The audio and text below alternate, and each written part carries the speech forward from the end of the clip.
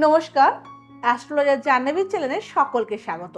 আজকের বিষয়বস্তু শুক্র গ্রহ কিভাবে আমাদের বিবাহিত জীবনকে সুখকর করে সেটা নিয়ে বিস্তারিত আলোচনা করবো। আর তার সঙ্গে প্রত্যেককে বলবো, যদি আমার অনুষ্ঠানটি আপনাদের ভালো লেগে থাকে অবশ্যই লাইক করবেন, শেয়ার করবেন, সাবস্ক্রাইব করবেন, বেল বাটনটা প্রেস করে দিতে একদম ভুলবেন না, তো আগামী দিনে নিত্য নতুন এপিসোডগুলো আপনাদের কাছে পৌঁছে যেতে পারে। চলে আসি মূল বিষয়বস্তু।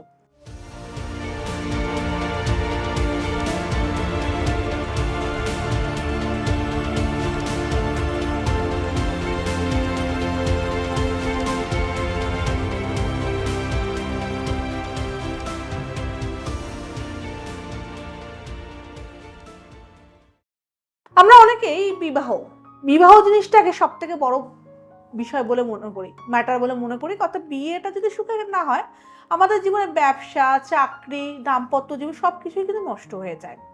এবং অনেকেই বলে যে মেয়েদের বিবাহের জন্য মঙ্গল এবং বৃহস্পতির কারো কথা দেখতে হয়, এবং ছেলের বিবাহের জন্য শুক্রকে দেখতে হয়। কিন্তু জ্যোতিষশাস্ত্রের সব থেকে বড় অর্থাৎ কালপুরুষের সপ্তম ভাব থেকে আমরা বিবাহ দেখি। আর কালপুরুষের সপ্তম ভাবই হচ্ছে শুক্র গ্রহ। আর এই শুক্র গ্রহের উপর নির্ভর করে আমাদের বিবাহিত জীবন, প্রেমের জীবন কিন্তু নির্ভর করে। জানতে ইচ্ছা করছে তাই না? একটু বিস্তারিত বলি। বলা হয় সপ্তম স্থান, যে স্থান থেকে আমরা বিবাহকে মেনশন করি, এবং কালপুরুষের সপ্তম পতি শুক্র।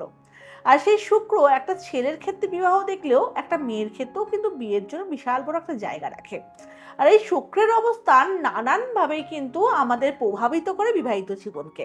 বর্তমানকালে অনেক মা কাকিমাই জিজ্ঞাসা করে, বাবা আমাদের সময় তো এত ডিভোর্স ছিল না, এখন তো মুড়ি মুড়কির মতো ডিভোর্স হচ্ছে, তাহলে কি আগে শুক্র খারাপ ছিল না, এখনই শুক্র বেশি খারাপ হচ্ছে? তা কিন্তু নয়। বর্তমানকালে শুক্র আগেও খারাপ ছিল, এখনো খারাপ আছে, আগেও ভালো ছিল, এখনো ভালো আছে। কিন্তু বর্তমানকালে প্রত্যেকটা ছেলে মেয়ে কিন্তু স্বনির্ভর হয়েছে, প্রত্যেকেই ঝামেলা থেকে একটু দূরে থাকতে চায়।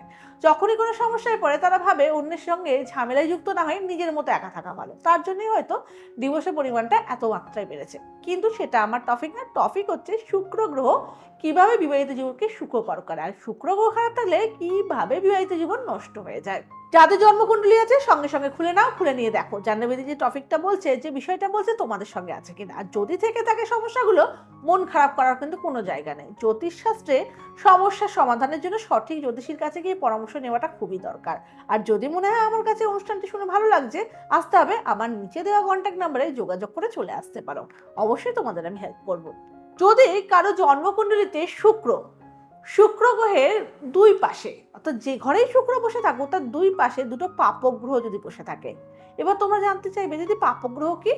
পাপক গ্রহ হচ্ছে রাহু, কেতু, শনি, মঙ্গলকে বলা হয়। অনেক সময় রবিকেও অর্ধ পাপক গ্রহ হিসেবে আমরা ধরে থাকি। যদি শুক্র গ্রহের দুটো পাশে দুটো পাপক গ্রহ থাকে, তাহলে কিন্তু আমাদের বলা হয় বিবাহিত জীবনে যে সুখের হওয়া উচিত ততটা মাত্রা সুখের হয় না। কারণ এটা দুটো পাপগ্রহের মধ্যখানে শুক্র বসে থাকার জন্য, সে মেয়েই হোক আর ছেলে হোক, এই আজকের টপিকটা কিন্তু শুধু ছেলের জন্যও না, মেয়ের জন্য না, আজকের টপিকটা ছেলে মেয়ে উভয়ের জন্যই। সে ছেলেই হোক আর মেয়েই হোক, তাদের বিবাহিত জীবন সুখকর হয় না, নানান সমস্যার মুখে তাদের পড়তে হয়। আরো কি থাকলে আরো শুনে নাও। যদি দেখা যায় কারো শুক্র গ্রহের সাথে চন্দ্র এবং রবির অবস্থান থাকে, তাহলেও কিন্তু বিয়ে হতে সমস্যা হয়, বা বিয়ে হলেও ভেঙে যায়। অনেক সময় দেখা যায় বিয়ের ডেট পড়ে গেছে, বিয়েও হতে চলেছে, কি বিয়ের 2-3 দিন আগে বিয়ে ভেঙে গেল, বা বিয়ের 2-3 দিন পরে বিয়ে ভেঙে গেল। এটা কখন হয়?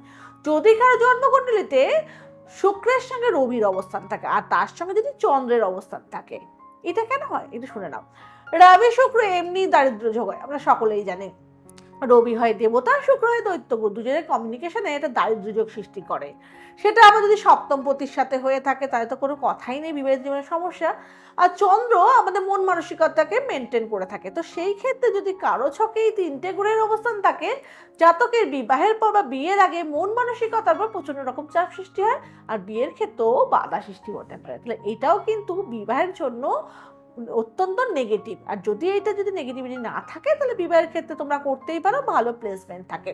অনেকে আবার বলে, দিদি আমাদের সপ্তম ঘরে তো কোনো গ্রহই বসে নেই। আমাদের সপ্তম ঘরে কোনো গ্রহ বসে নেই, আবার সপ্তমপতি একা বসে আছে। যদি থাকে আনন্দ করো, এটা কিন্তু সৌভাগ্যের কারণ। সপ্তম ঘরে একের অধিক 2-3টে গ্রহ থাকা মানে তোমার বিবাহিত জীবনকে একদম নষ্ট করে দেবে। এবং সেই সপ্তমপতির সঙ্গে যদি একের অধিক সে শুভগ্রহী থাক আর অশুভগ্রহী থাক, সেটা কিন্তু একদম বিবাহের জন্য কিন্তু নেগেটিভ। সপ্তম স্থানকে সবসময় পরিষ্কার থাকতে হয়, সপ্তমপতিকে সবসময় একা থাকলেই ভালো। হ্যাঁ, যদি কখনো থাকে একটা গ্রহ থাক ঠিক আছে, কিন্তু 3-4টে গ্রহ থাকা মানে বিবাহিত জীবনের সমস্যাকে ইন্ডিকেট করে। আবার অনেক সময় দেখা যায় শুক্র গ্রহ একা বসে আছে, তার একদিকে বসে আছে রবি আর অপর সাইডে বসে আছে চন্দ্র, তাতেও কিন্তু বিবাহিত জীবনের সমস্যা। অনেক সময় এই ক্ষেত্রেও বিয়ে হয়ে গিয়ে বিয়ের পর দাম্পত্য জীবন সুখের হয় না, পরস্পরের মধ্যে একসঙ্গে আন্ডারস্ট্যান্ডিং হয় না, এক ছাদের তলায় থাকতে পারে না। এরকম যদি কারো ছকে থাকে তাহলে কিন্তু সাবধান, বিয়ের আগে ছকটা কিন্তু রেকটিফাই করে নিয়ে জায়গাটা ঠিক করে তারপরে বিবাহের চিন্তা ভাবনা করো, তাহলে বিয়ের পরে কিন্তু তোমাদের সমস্যার মুখে পড়তে হতে পারে।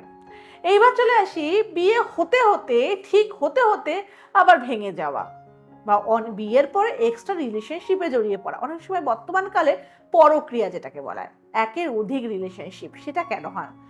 যদি কারো জন্মকুণ্ডলিতে শুক্রের সঙ্গে রাহুর অবস্থান থাকে, আবার তার সঙ্গে যদি চন্দ্র অবস্থান করে যায়, শুক্রের সঙ্গে যদি রাহু থাকে, রাহু যেহেতু শরীরের মাথা, শরীর নেই, সব সময় রাহুকে আমরা বলি অতৃপ্ত, শরীরে কখনো তৃপ্তি হয় না রাহু। তাই রাহু যখনই শুক্রের সাথে বসে থাকে, শুক্র হচ্ছে কাম ভাবনাকে সৃষ্টি করে, আর রাহু অতৃপ্ত। যখনই দুজনে যুগলবন্দী হয়ে যায়, জাতকের মধ্যে একের অধিক রিলেশনশিপের একটা কিন্তু সৃষ্টি হয়ে যায়। তারা মনে করে তারা একের অধিক রিলেশনশিপে জড়িয়ে পড়বে, তারা নিজেকে কন্ট্রোল করতে পারে না। অনেকেই এসে বলে যে দিদি আমি চাই ওয়াইফের সাথে থাকতে, বা দিদি আমি চাই হাজবেন্ডের সাথে থাকতে, কিন্তু কোনো না কোনো কারণে মানুষকে বিশ্বাস করে ফেলি, আবার অন্য রিলেশনেও জড়িয়ে ফেলি নিজেদের।